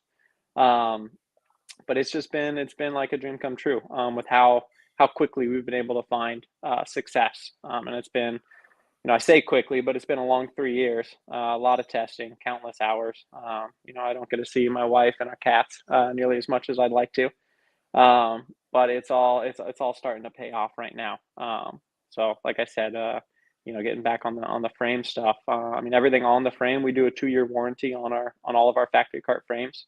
Everything from our kid kart to our shifter kart, because we believe, that's how it should be. We should, as an American-made product, we should stand by our product. And we can offer a level of customer support that the Italians just can't. So we're starting small, but we're already gaining a lot of traction. And while there might be a couple people complaining online about this or that, I can't even begin to tell you the overwhelming amount of support that has been pouring in, and just how cool it's been to see, and how much support we have, from all around the country, from people just cheering us on. You know what I mean? Because it's been a long time since something like this has happened in the sport. I was gonna say it's you got the wife, you got cats at home, you got to get the kid karts development ready to go for Billy Jr. coming in a few years, right? Oh, exactly. Pretty soon. Taylor, do you have another one for him? Yeah, my other point is with this growth that we're seeing, especially with the factory kart, what can we expect to see as this year progresses with you and the factory kart brand? So this year, we've already started a couple little things. We're going to start marketing a lot more now that we've kind of secured our supply lines. We've partnered up with a parent organization, Hoff Corp, that's allowed us to kind of expand and really kind of push now that we're confident in all of our materials and designs, which is pretty cool to see. So we're kind of gearing up for the next level. 2023 is really going to be our next, our big push. You'll start seeing factory carts at a lot of your local shops. We got a lot of dealers being opened up all over the country, even down in Mexico, even overseas, some places in Asia. So it's pretty cool to see. We'll probably start getting some chassis homologated here soon. Going down all that route and path. So I'm just so excited to from the little humble beginnings that we started, you know what I mean? And the overall frame geometry really hasn't changed too much from the first couple frames we've made. It's just been small refinements here and there. But it's just so satisfying to see all this, paying off. So cool, man. So cool. Aaron, I know you got some stuff for him too. What do you got? Yeah, so you mentioned before you also build your own motors. You started building your own motors, and you still do build your own motors, but with all the development in the motors and in the chassis and everything like that, are you splitting development? Are you having to sacrifice development time at all? Are you able to get it all done? I'm sure that's not like an easy workload for you to have pretty much a full package of everything that goes on the cart being developed in-house at this point. Talk me through that. Oh, tell me about it. Oh man, yeah, no, driver, chassis developer, engine builder, engine tuner. It's a full plate. And that's where we kind of struggled a little bit last year, you know what I mean, with the KZ program. I felt like the motor package itself was super, super strong. I was super happy with the Screamer 3 power plant. For me, it was just the jetting and the carburation. So, I'm really big on, I'll sacrifice the hours of sleep and the long days at the shop, leading into the race to get everything prepped and get everything done on time. So that way, when we show up, it's all handled. You don't have any issues. And so with the 175, you know what I mean? Like, I've been doing a lot of the development, a lot of the work, mainly, there was a couple rule changes that went on recently, but I mean, I can tell you guys, like I've been telling everybody else, we raised the cylinder 0.1 millimeters, 0.1 millimeters, and we advanced ignition timing 5 thousandths. That's it. You know what I mean? That's all we've done. You can do more in the rules, but the performance isn't really there. Particularly the drivability. And so that's what I've been kind of really searching, testing, especially since Vegas. We had some issues go on there that I think we've kind of nailed down with the carburation and the new fuel and all that kind of stuff. So I've just been focusing on drivability, making the engine be as nice with the chassis as possible. But for me, it's a lot of fun. Like I said, I just love that constant feedback loop of, testing, working, testing again, just always testing your hypothesis and your theories and seeing, what works on the bench or on the table or on the dyno. How does that react and respond on the track or in relation to lap time? So yeah, it's been a handful. It's been way too many hours of work, but I'm not complaining. And you also have a single speed. So is your single speed frame different than your shifter frame at all? First off? Yes, so our shifter cart frame, we use 1.25" chromoly tubing. So everybody always asks me, is it 30 or 32 mil? And I just get to laugh and say neither. It's American. It's 1.25", which comes out to be like 31.7 millimeters. So just smaller than a 32 mil frame, like your normal Road Rebels. We utilize a pretty standard wheelbase. We have adjustable cassettes for all that stuff, depending on the track you're going to. But yeah, mainly shifter carts, 1.25" with one of the last things we did last year that really kind of woke the chassis up was we changed out the front hoop, where the two C-mounts where your spindles are connected to. We changed that from an 1.25" tube to an 1.125" tube. Changed up the wall thickness on everything to basically get a little bit softer initial damping with a little bit stiffer rebound, if you want to call it that. And just that way, it allowed the shifter cart to roll through the corners and release off the corner. Just really mellowed everything out and just kind of, let us, take the advantages that a stiff cart give you. It's like our carts are relatively stiff on the shifter side. Think like a Road Rebel, but much better, much stronger. You know what I mean? Like they don't fatigue, they don't crack. The metals, the quality of the metal is very, very high. So then flipping over to our tag car, we tried in the beginning, the last 2 years. I've been doing like nonstop development, working with, all kinds of different materials, inch and a quarter, inch and an eighth. And our current model that I've been super, super happy with, we actually set some track records back at Cal Speed last year. You know what I mean? Like I was very happy with the chassis performance. It's all 1 1/8 inch tubing with a couple different wall thicknesses between the main rails and the cross tubes. All right. So you have those, and you have the cadet program or the cadet chassis Yep. that you've developed. Was there a notable? You don't need to give away any of your secrets. I might be asking, a little bit of development secrets or whatnot. But was there any notable difference between the cadets and the full size frames that you kind of got to, and you were like, wow, this isn't reacting the way I thought it would on a full size frame when you shrink it down to the cadet stuff? Was there any challenges like that? So that's actually what I'm learning right now. Like I said earlier, I didn't get into karting until I was already 16, 17, basically. So I missed cadets by a long, long time. So I never drove kid karts. I never drove cadet karts. And even like our whole time as a business, we never really focused or really worked with cadet karts. We were always like the shifter kart guys. That was our thing. So now we put together this really cool program with Jackson Porter and their family, and Troy Adams coaching, and working with the cadet kids. And so I've been learning a lot. I mean, I'm just since we basically went cold turkey with Jackson to Super Nats last year, and he led a lap in micro Swift before his throttle cable fell off. So to see where we were at that with that chassis and how many improvements we've made, may not seem like it with the results quite yet. But I've been learning a ton. We've making a ton of adjustments, and the karts are they're strange. You know what I mean? Because they use the same size tire, front and rear, and then basically the whatever you want to call it, the triangle of the front tire to rear tire ratio is a lot different than a full size kart. It's just strange. And then aside from trying to get perfect feedback from a 10-year-old, as good as Jackson is. It is tough, if you know what I'm saying. So that's been, for me, the biggest challenge so far. We kind of got lucky with our kid kart.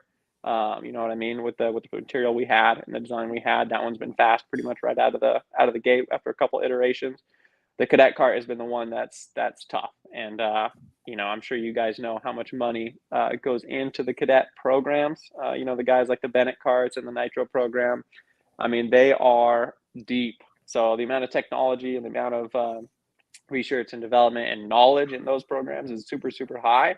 So we're kind of coming in on the trailing foot, but the amount of growth we've been able to make in just a couple short months, even after Orlando, we're on the way back, and I've got 3 more frames I'm getting ready to build right now, so we can go start testing again next week, and start, picking up the pace. I like it. We got a question that came in here from one of the viewers from Rod Glenard, and this was asking, with the different tires being run in America today, obviously we don't run a number of different tires, but did you build the chassis with a lot of R&D on the Vincos, Levantos, etc.? Did you try to make sure it was good on everyone, even the ones that aren't run?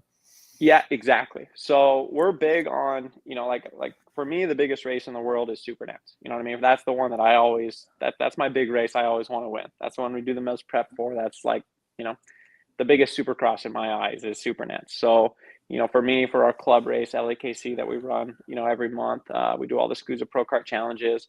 We make sure, and I tell all my customers, like, in karting, you only get a certain amount of laps per year. If you really break it down, like how many days do you get to go to the track? How many of those days are you practicing? How many of those days are you racing? How many sessions do you get each day? How many laps do you get each day? Okay. So now you want to break that down.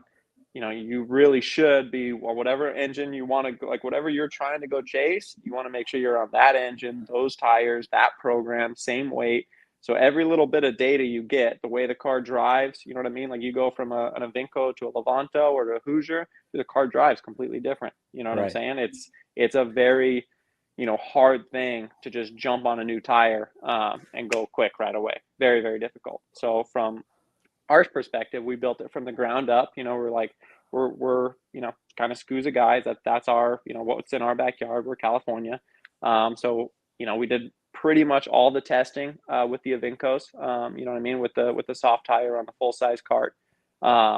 and with the blues and the reds on the tag kart. And that was a challenge too, getting the single speed kart to work really well with the soft tire and getting it to work well with the R blue or the MG red, the hard tire.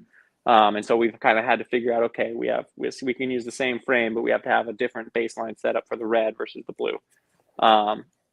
But yeah, so coincidentally enough, after we did all our testing and kind of primarily focused on the Avinco, we've done a couple rock races here and there, kind of just as tune-ups kind of for fun, to get ready for Supernaps and stuff like that. And sure enough, last year, we just kind of put the cart down, and the thing was fast as hell. So I can confidently say, it was more by luck than by design, but the car seems to really, really, really like those Levanto tires, which has been pretty cool to see.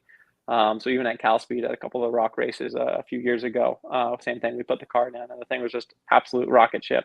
So yeah, if the grip conditions are right and if the tire and the track, it's, I kind of know now where our car excels at, you know what I'm saying? It's kind of like a medium to high grip kart. So as long as there's a little bit of rubber down, the track's not super slippery, the chassis really, really likes that. So that definitely prefers the medium or softer compound tires. Sweet. Well, Billy, we're going to let you go here now, but before we do, obviously, again, congrats again on everything. Thank you. Big time win, big time history and all. For everyone interested in learning more about what you guys are doing, everything with Factory Karts, to give a little plug to you before we let you go, what's the best way to kind of look you up and to get in contact with all you guys? Yeah, hit us up. I think, in the social media age, everybody's on Instagram now. So I've been trying to pump up our Instagram presence. So you can hit us up anytime at Factory Karts, or go to us at factorykarts.com, or you can email me anytime, info@factorykarts. So yeah, I'm pretty much around 24/7. So if I don't answer you the same day, it probably just means I've left my phone somewhere, or I'm busy on the dyno or building go-karts in the shop. But I usually try to get back to everybody within a day or two. Sweet. Well, Billy, we appreciate the time, man. Thank you so much, and congrats again. Dude, thank you guys so much for everything. Of course. All right, so with letting Billy hop on out of here, we had a lot of you guys send in questions as always. We had a couple that have sent them in on the show. We had some people submit on Instagram, some people submit on Facebook, some send us in DMs even. We've got a list of pretty much everything that Aaron and Taylor have kind of gone through. So for our Q&A to wrap things up, presented by Mega Power Engines, Aaron and Taylor, we can kind of go back and forth. We got all our questions over in the banners tab. So Aaron, what do you got for me? Yeah, so the first one that I saw was just a general question of why don't more people run the 175 SSE? I think after this past weekend's a good question because obviously the engine performed pretty well. But what's the history behind the motor? You have a really good way of explaining that, Xander. Yeah, so so with the 175 SSE, right? That was SKUSA and his history has been shifter karts since the inception and has run a bunch of different iterations of shifter kart classes. Has had the European ICC, which has now become KZ. That's an open multi-manufacturer formula. That's of course what everybody else was on besides Billy in the pro shifter class. And then but really. The class that really built American shifter kart racing through the late 2000s and through the whole early 2010s was the stock Honda CR125, which was ripped straight off a Honda bike, was run stock. It was a little bit slower than all the shifter engines that are out there right now, was super affordable, super good longevity. And then in 2015, I believe HPD and Honda said, we're no longer going to produce any parts, anything for this engine. And instantly, right, like SKUSA, the organization that has pioneered the modern day shifter kart racing up until that point, really was like, okay, especially modern day shifter karts in the States and having something other than the expensive multi-manufacturer European formats. So for, they had to come up with an alternate option. They had the relationship with IAME. I mean, they went with a lot of different developments. And so the idea of running 175cc over the standard 125cc was to detune it, keep the RPMs low, keep it for good longevity. Billy and MRC and a bunch of the major other teams and engine builders were all consulted with it. And there was kind of already like a rush to get going, knowing that there was a doomsday looming pretty much instantly, knowing that the Honda was going to be no longer produced, and it had a great run over 2 decades and then some. And when it came out, there were some hiccups and growing pains, like with any engine. And at the time, politically, with the series, right, SKUSA Pro Tour was top of the world. So when you're the winner, Billy's experiences this week, Ryan Norbury experienced it last week. That's when the frustration comes. It's always Americans love rooting for the underdog and love finding faults in the guys on top. So you have a SKUSA name that's already the big dog out there feeling like it's pushing things, right? I mean, we've talked about why an organization doesn't work of uniting us across the country and why we struggle with it, why there's pushback against the license system that isn't even a sanctioning body. That's just a license point system. Americans want to do stuff their own way. And that's been our culture from day one. We rebelled from the union. So I think it was a mix of a lot of that. And then initially, right, like with hiccups with any engine, people were looking to kind of write it off for a variety of reasons. At this point, as obviously Billy approved, it's fast, it runs long, etc. Guys aren't on it. And like as we heard from Billy's interview there, when the KZs first came over in 2021, I mean, that's still only 2 years into having that engine out. It was 2019, I think, was the very first season of the SSE, and was a lot of promotion, a lot of getting the numbers out there. But I mean, we've seen updates to that engine to make it better, to make towards that goal. At the same time, guys are wanting to write it off for a number of reasons. And then the 2021 era comes in when AJ runs on the KZ and mops the field up. And so it's like, well, this is a faster engine to go on. We're just going to say, screw the hiccups. We don't want to stick with it. It became expensive. I mean, you can get a lot of salty answers about it, but at this point, everyone just kind of jumped on the train of why. And you could even hear from Billy's interview as well, like, why are you still sticking with it? But the idea is you've got a motor that you're not using it to the nth degree. So with the power detuned, it's going to be more affordable on the long term. And it was meant initially to be a spec engine of its own class. It runs with the KZ. There's a BOP issue. We've moved away from that on the 125 single speed, from everybody getting frustrated with motors that were not meant to be built to the same parameters, from the Rock GP to the X30 as well. BOP is a moving target. The culture pushed it away. Now we've got it here, and once one wins or the other, everybody jumps ship. So 2021 KZ wins, everybody jumps ship. Now will their jump ship happen the other way? It's a little bit different, because with the KZ stuff, like he said, guys were having direct ties to factories with SRP, with AJ, TM through PSL. So those guys have support, and that's the benefit, like we've talked about with the OKN class coming, and any of the multi-engine manufacturer classes, is that you've got more than one engine manufacturer. If everybody's on the same engine, that engine manufacturer is going to sponsor the series, not going to sponsor a driver. So in KZ, some of those guys are handcuffed. Danny Formal sponsored with Vortex, with OTK with that link. Again, PSL, those guys are going to be on TMs.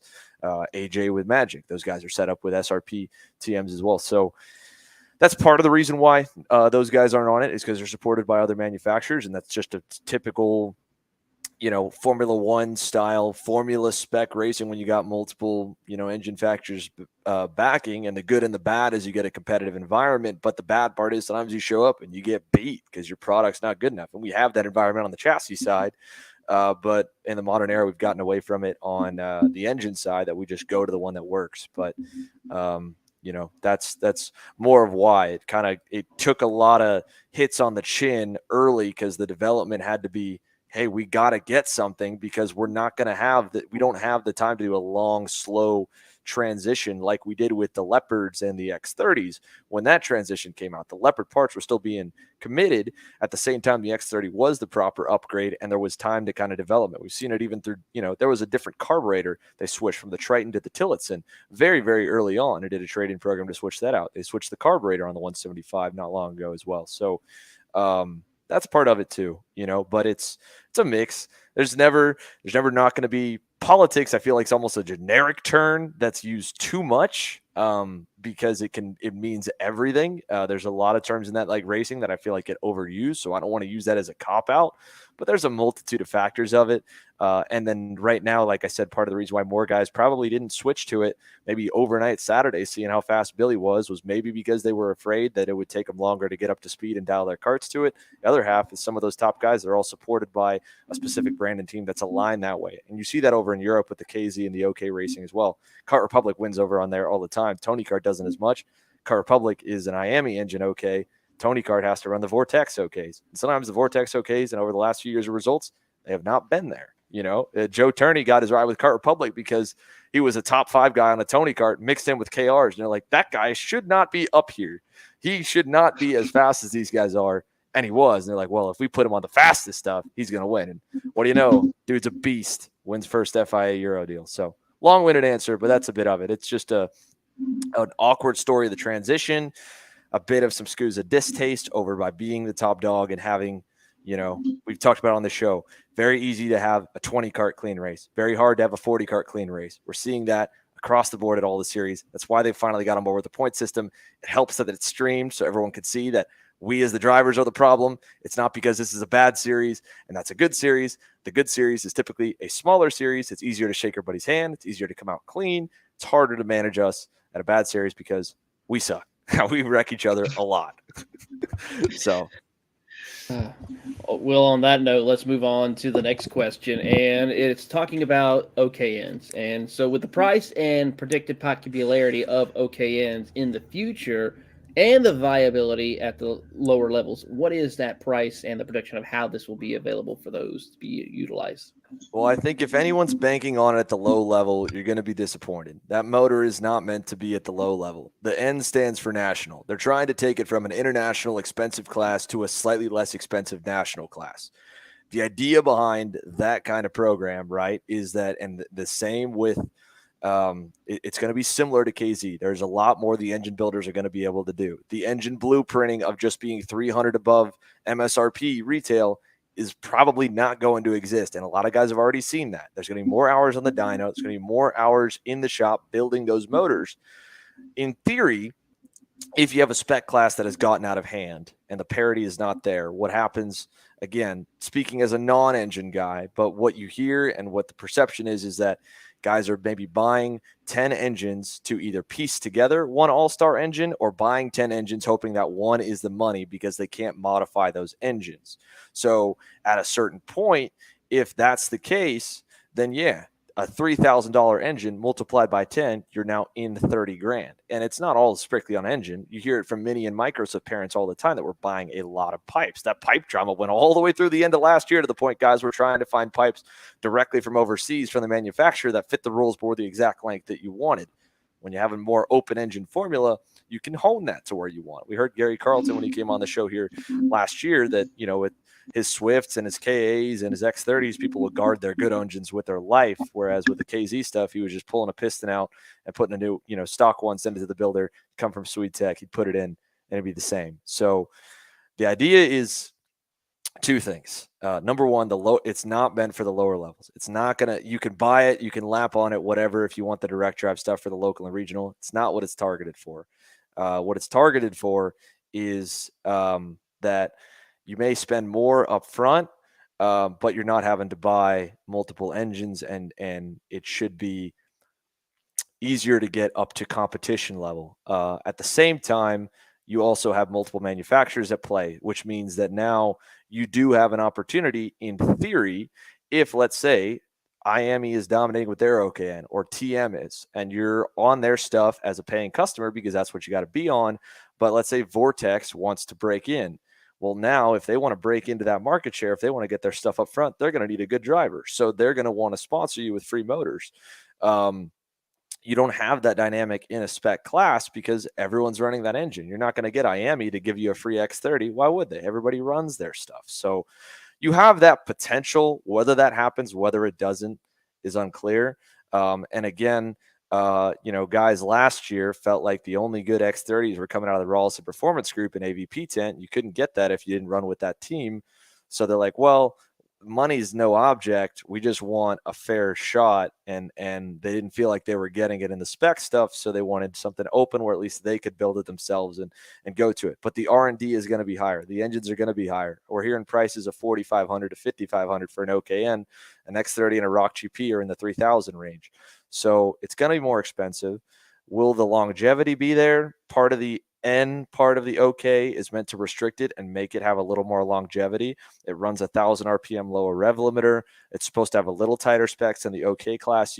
OK teams over in Europe are manufacturing their own carburetors to run, their own parts and pieces.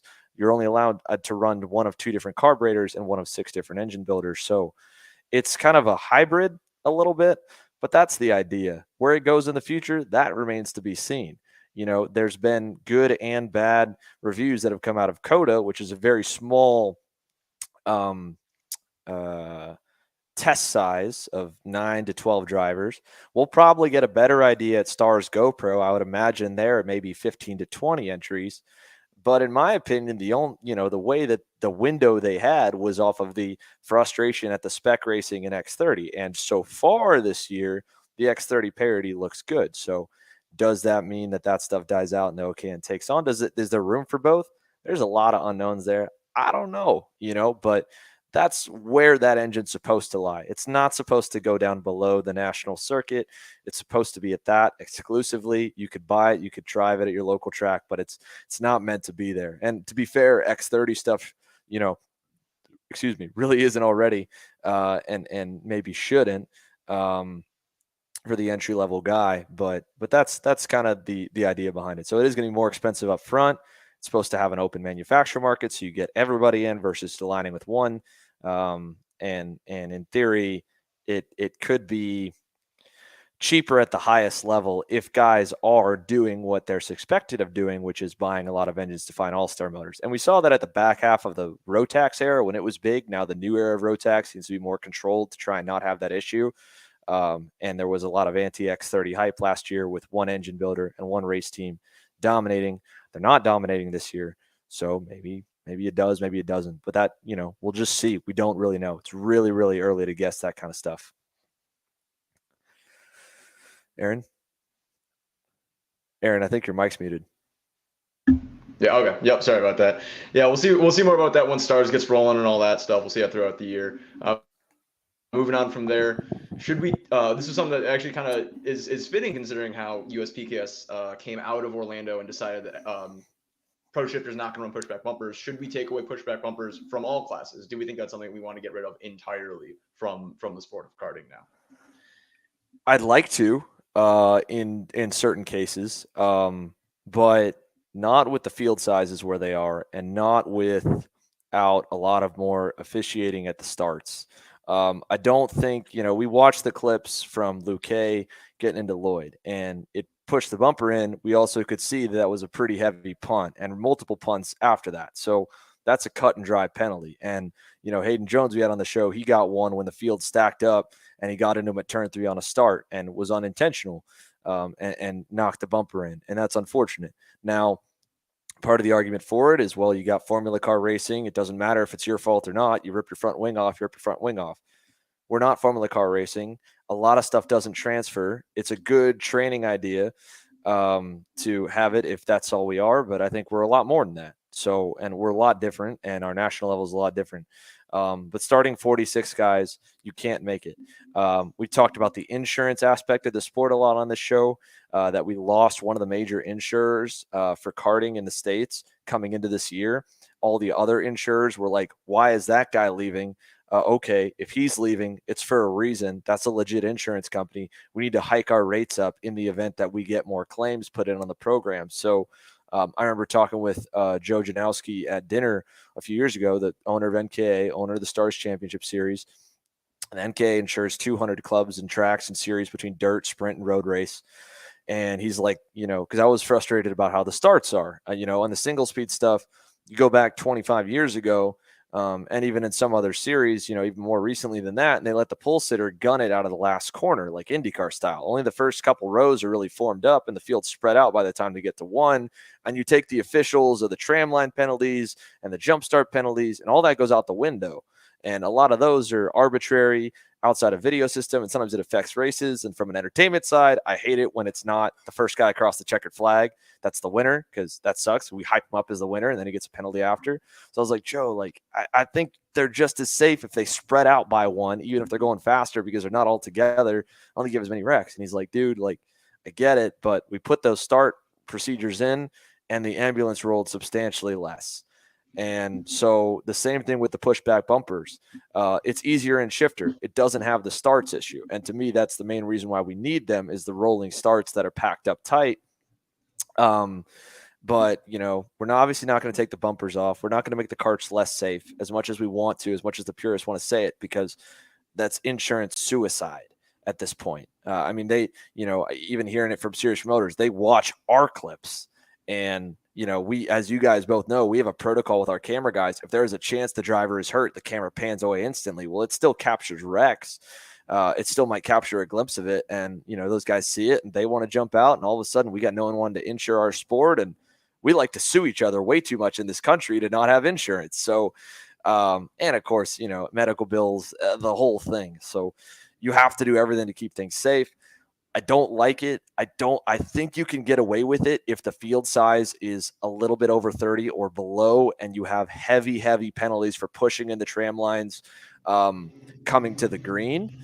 And then after that, I think the officials can do it. You need a lot of cameras on that tram line. You need probably a 10-second, 20-second penalty for even touching a guy before the green flag if you want the pushback bumpers to be gone from the start. So for them to go away from all classes, the only way that deal works is some heavy intervention on the starts, a really, really good video system, a lot of officials. It's obviously a lot more expensive and a lot more in their eyes. And again, praying that a series will take that leap of faith, that they'll still be just as clean and just as few red flags, that their insurance not only doesn't go up from claims, but fully backs out and forces them to go out of business, So I'd love to see it go away. I hate seeing it affect races in the wrong way. It's good that we have a good video review system for it. And I think a lot of times the overturns are good. But, you really can only take it away right now in the shifter classes, which I think it absolutely should. And I'm glad PKS is doing it. It'd be cool if SKUSA could do it as well, because those guys don't need it. The field sizes aren't so crazy outside of Supernats and Rock Vegas. And again, you can limit that. Just limit the grid. Be willing to send guys home. We don't all need a trophy. We don't all need to be in the main event. We're not all stars. I'm not a star. You guys aren't stars. We make the stars big, but we're not stars, and not everyone that shows up and pays their entry fee and drives a go-kart is.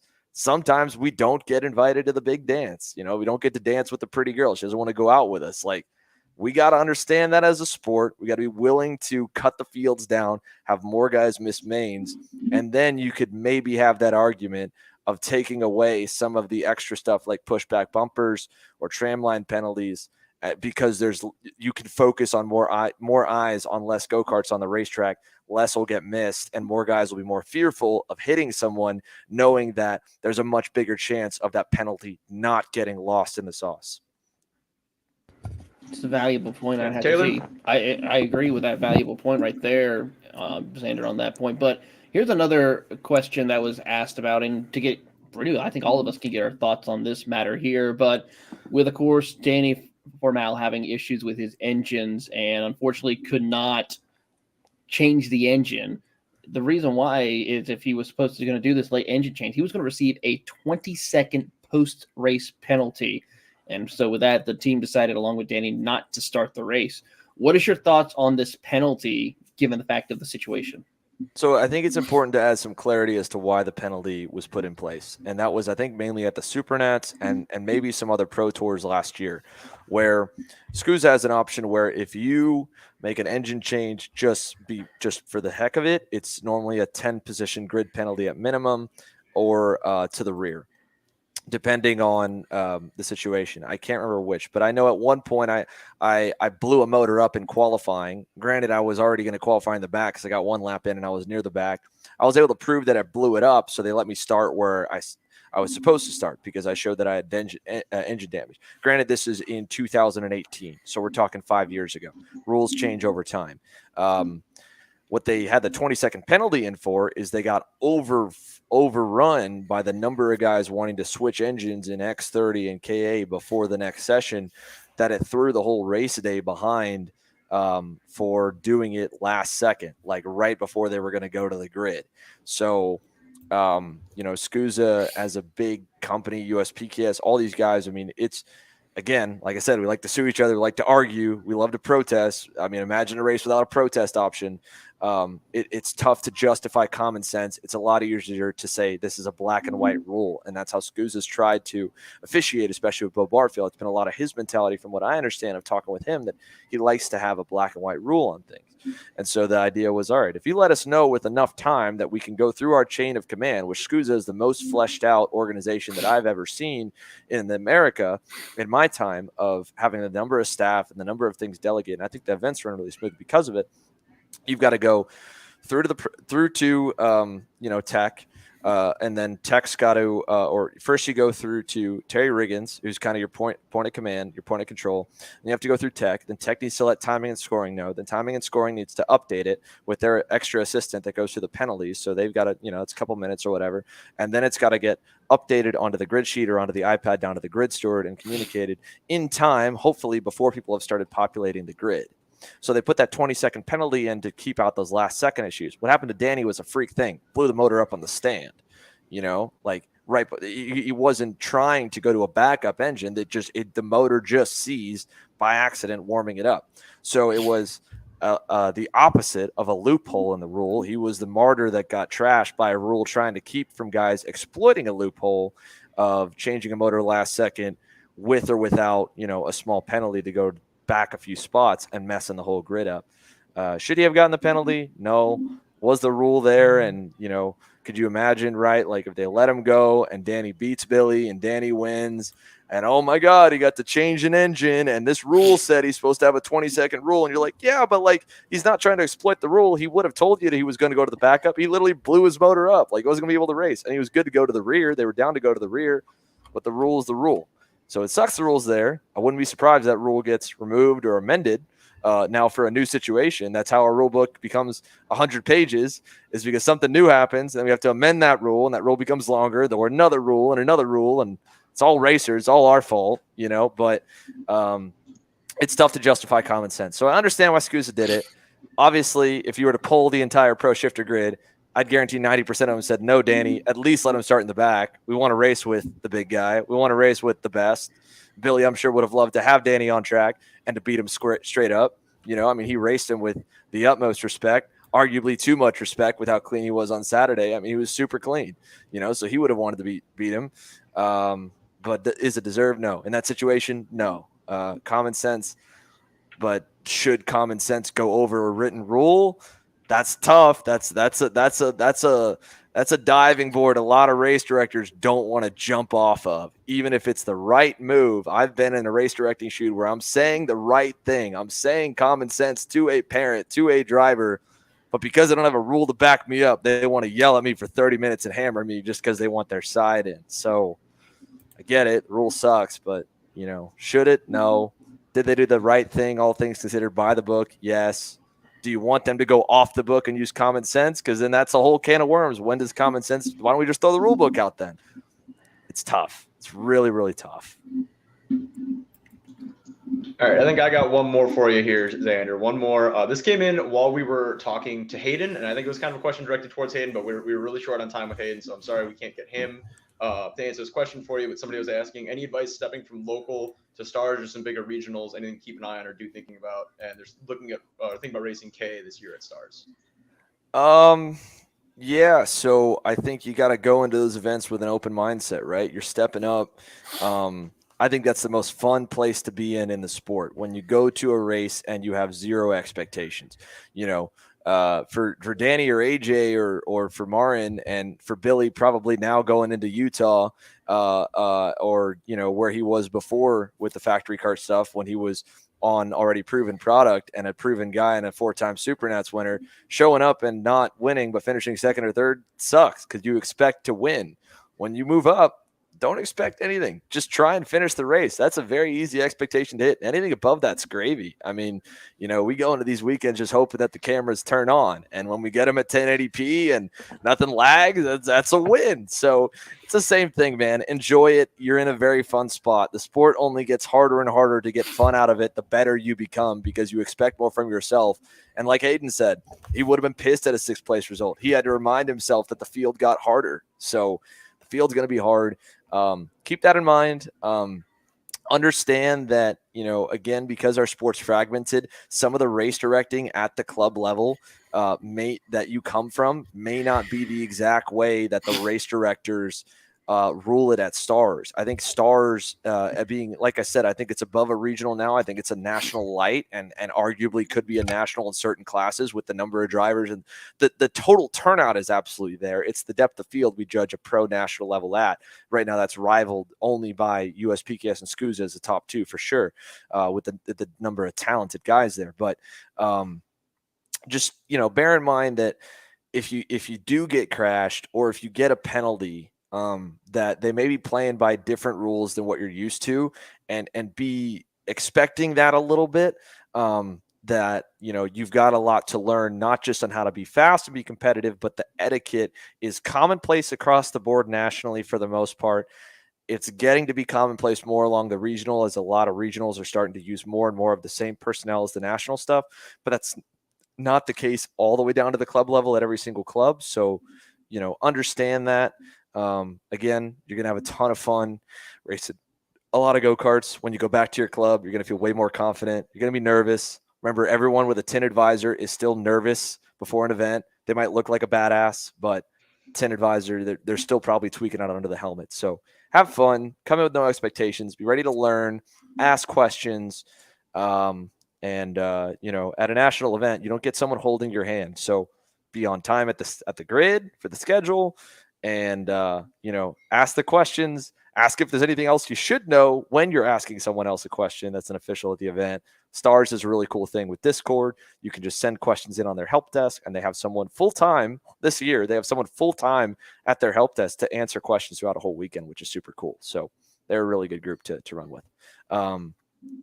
Did we have there was one for Jeff saying earlier. Do you think it would be a good idea to start tallying up what points these drivers would lose in the new penalty system now? That way they can get an idea of how that type of driving would cost them points-wise and license-wise.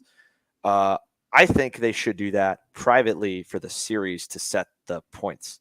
You don't want the guys racing with that in mind right now. I mean, maybe you do, but you don't know where the goalposts are. So I think at least on the PKS side, since Tim Coyan has access to all those penalties, and I know that the series are working a lot more in unison year to race this year, especially SKUSA and USPKS. I'd like to see them privately run the point system, see how the goalposts should be, and then set them based on bouncing some guys out that were repeat offenders, and just see where the numbers are. Like, how many points should it be to knock a guy out? You shouldn't be too high that nobody gets knocked out this year, because we definitely need it. There's some bad eggs out there this year. At the same time, it shouldn't be so low that you bounce half the field. So, I hope they do that privately. I don't think they should do it maybe totally nationally. But, that's what I would like to see with that. Do we have anything more there, Taylor, Aaron? No, I believe that wraps everything up, unless Taylor saw something. There was a decent conversation. I don't really want to pull up just about Justin Dietrich, very common race director, flagman, talking about his perspective of black flags and all that stuff, and him talking about how it's very hard to choose to throw a black flag just because, like you said, it is so permanent. So that was a pretty good discussion. If you want to go back and read that, I didn't see anything else that was a question wise we would want to throw up there. We didn't have anything more on the dock list. I thought I had one more, but I could be wrong. Hold on. I just got some news that was based off of Rock Cup was confirming today for their 3 Rock Fest dates happening later on this year. And of course, July 14th to the 15th, they return back to Orlando Kart Center for a Saturday night race. August 4th to the 6th, they head to the New York Race Complex. And then September 15th to the 17th, they head to Sonoma Raceway. So pretty interesting combination of cars or tracks to go to for this year for the Rock Cup Fest, I'd have to say. And let's get some thoughts on that. I'm glad they're going to Orlando. I think that's super cool. They've done New York and Sonoma the last few years for rock festivals that have been kind of small. They're kind of pocketed around the country with where people have those motors to run, because at the festivals are like regional events. They're like super club races or divisionals. So cool they're doing Orlando. A lot of rock engines in Florida. Always have been. Always probably will. It's cool. It's a night race. That place is hot. It was hot now. It's going to be really hot in the summer. So absolutely should be night race. Good point from Justin. Orlando's the same weekend as Miami Grand Nationals. That sucks. Don't like to see that. Don't like to see them going on top of each other. I think it's going to be pretty cut and dry from the national guys. They're all going to go run the Miami Grand Nats. But I don't think there's a problem with scheduling conflicts if the sport's big enough, and I don't think it's a problem if it's two different types of people, right? Like CKNA South ran this weekend at Monticello. That's a totally different crowd. That's a lower budget, crowd. That's a regional series. It's just different. So that's fine. Like we got to hit conflicts at some point. It maybe would be cooler if that was a Sonoma date and not the Miami Grand Nats date, and Orlando hit like a West Coast, maybe like SKUSA Utah, or I don't know. We don't have a lot of other big West Coast races left in the year, but Orlando should be fine. And funny enough, I mean, Justin's got a good point in the comments that Orlando might be the biggest of the three. Sonoma might be a little bigger, but Orlando's got a lot of locals there, a lot of local teams, a lot of local drivers in Florida that may not go up to the Grand Nats, but it's also so close to Miami Grand Nats that the national guys will probably go to the Miami Grand Nats, and at the local lesser, budget, maybe, lesser talent level at that point, lesser skill level, lesser, emphasis. And that's fine because, again, the festivals are about giving guys tickets to Rock Vegas. So, get those regional guys a chance to go to the national.